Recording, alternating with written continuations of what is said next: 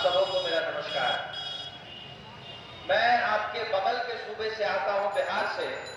कलकत्ता आया हुआ था अपने किसी जाती काम से, और मैंने सुना कि कलकत्ते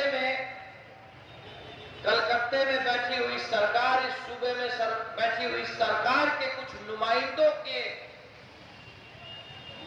रजामंदी से कब्रिस्तान की एक जमीन कुछ प्रमोटरों को दे दी गई है, जिसपे कि इमारत बनाने की कोशिश चल रही है, और उसके खिलाफ कांग्रेस आवाज उठा रही है।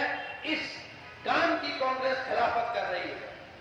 तो मैं अपने आप को रोक नहीं सका और आप लोगों के बीच आपकी इस लड़ाई में शामिल होने चला आया।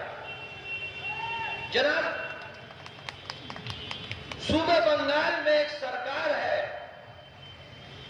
जो जब इलेक्शन आते हैं तो अक़लियत को एक काला आईना दिखा देती है कि साहब आप अपना एक एक वोट हमें दें, नहीं तो आपके हक और हुकूक को कदमों के तले रौंद दिया जाएगा।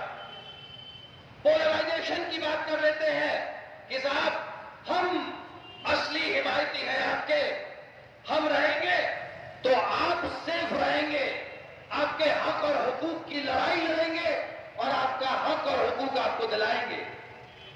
और उसी सूबे बंगाल की सरकार, कोलकाता सूबे बंगाल की राजधानी है, और मुझे बताया गया कि जहां हम बैठे हैं ये कोलकाता का दिल है, और कोलकाता के दिल में कब्रिस्तान के ऊपर रौंदा जा रहा है, मशीनें चल रही हैं, और सूबे बंगाल की सरकार आपको अक़लियत के हिमायती कहने वाले लोग चुपचाप बैठे हैं। कैसी सरकार है भाई? ये तो सरासर धोखा है जनाब। कब्रिस्तान के जमीन पे इमारत बन रही है और आप चुपचाप बैठे हैं। अभी मुझे बताया गया कि वक्त के जो चेयरमैन साहब हैं, उनके पास जब हमारे लोग गए तो उन्होंने कहा कि नहीं, ऐसा नहीं है। और म्युनिसिपल चेयरमैन के पास जब हमारे लोग गए तो म्युनिसिपैलिटी के कागजों में वो जमीन कब्रिस्तान की है, उस जमीन की बंदोबस्ती कब्रिस्तान की तरह की गई है। साहब, इस देश का मुसलमान ही नहीं, इस देश में रहने वाला हर इंसान जानता है कि कब्रों के ऊपर, मुर्दों के ऊपर इमारत नहीं बनती है। और यहां बैठे हुए हाकिमों को यह बात समझ में नहीं आ रही है। यह बात सबके समझ में आ रही है, लेकिन एक बात इन हाकिमों के समझ में नहीं आ रही है कि आप सूबे बंगाल के लोगों को, सूबे बंगाल के अक़लियत को ज्यादा दिन धोखे नहीं रख सकते।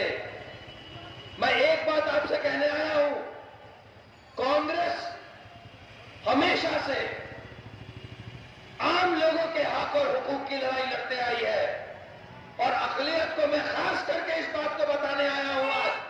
सिर्फ और सिर्फ मैं यही बात कहने आया हूं कि देखो भाई, एक हमारी एक उनकी, इस मुल्क में है आवाजें दो, अब तुम पे है, तुम किसकी सुनो, किसको चुनो। ये जो अलग अलग राज्यों में अक़लियत को चुनाव के समय डराने के लिए जो अलग अलग बातें की जाती है, इनसे सावधान रहने का कहा गया है। ये आपको चुनाव के समय कहते हैं कि तुम्हारे हक और हुकूक की लड़ाई हम लड़ेंगे, और हर जगह जब ये पावर में आ जाते हैं तो कब्रिस्तान पे कभी इमारत बन जाती है, और कभी अक़लियत की स्कूलों को बंद कर दिया जाता है, मदरसों को बंद कर दिया जाता है, और फिर चुनाव के समय वही डर दिखाया जाता है।